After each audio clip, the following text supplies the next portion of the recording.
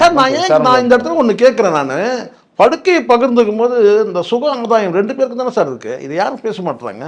ஒருத்தன் வந்து என்னை வந்து பலாத்காரம் பண்ணிட்டான், என்னை வந்து இது பண்ணால் நீங்கள் வந்து கதற என்னை கற்பழித்தான், என்னை ஓட விரட்டி என்னை வந்து கற்பழிச்சான்னு சொன்னால், எனக்கு விருப்பம் இல்லாமல் என்னை வந்து உடல் புணர்வு செஞ்சான்னு சொன்னால் அதில் ஒரு நியாயம். குற்றம் அது. நீ விரும்பி போய் அவனோட படுக்கையை பகிர்ந்துக்கிட்டு 2 பேருக்கும் தானே வந்து உடல் உறவில் வந்து சுகாதாயம் இருக்குது. யாரும் பட்டவர்த்தமாக பேச மாட்டான். ஆம்பளை மேலே மட்டும் அப்புறம் வந்து பழி சொல்கிறீங்க. அவன் என்னை கொடுத்துட்டான்னு சொல்கிறேன். நான் வந்து மாதம்பட்டி ரங்கராஜ் சப்போர்ட்டாக பேசல. பொதுவாக இந்த சொல்கிறாங்க இல்லையா, கற்பழிப்புன்றது வந்து சார், இப்போ கற்பழிப்புன்றது வேறு, பலாத்காரம் வேறு. கற்பழிப்புன்றது அவங்க கற்போடு இருந்தால் தான், அதை அழிச்சா தான் கற்பழிப்பு. புரியுங்களா? நீ கற்போடு இருக்கியா இல்லையான்றது வந்து பார்த்தீங்கன்னா அது பெரிய விவாதத்துக்கு போயிடும். அது கற்புனா என்ன அப்படின்றதுலாம் போயிடும்.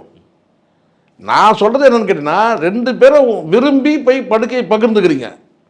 படுக்கையை பகிர்ந்துக்கிறீங்க. 2 பேருக்குமே ஆதாயம் இருக்கா இல்லையா? சுக ஆதாயம் இருக்குல்ல. 2 பேருக்கும் 2 குடும்பங்கள் இருக்கு சார். குடும்பம் இருக்குது விடுங்க சார். குடும்பத்தை நீங்கள் தான் 2 பேருமே கவலைப்படல, பொறுக்கித்தனம் பண்ணிட்டீங்கல்ல. ஒழுக்க 2 பேரும் ஒழுக்கக்கடன் வந்துக்கிட்டீங்க. 2 பேருமே தான் விரும்பி இப்போ வந்து படுக்கையை பகிர்ந்துட்டு அதுக்கப்புறம் நீங்கள் புகார் வந்து என்ன அவர் வந்து பலாத்காரம் பண்ணிட்டாரு, எனக்கு வந்து பார்த்தீங்கன்னா என்னை வந்து நம்பிக்கை மோசடி பண்ணிட்டாரு, நீங்கள் வந்து உங்களுக்குள்ள என்ன பேச்சு டேர்ம்ஸ் நடந்தது யாருக்காவது தெரியுமா?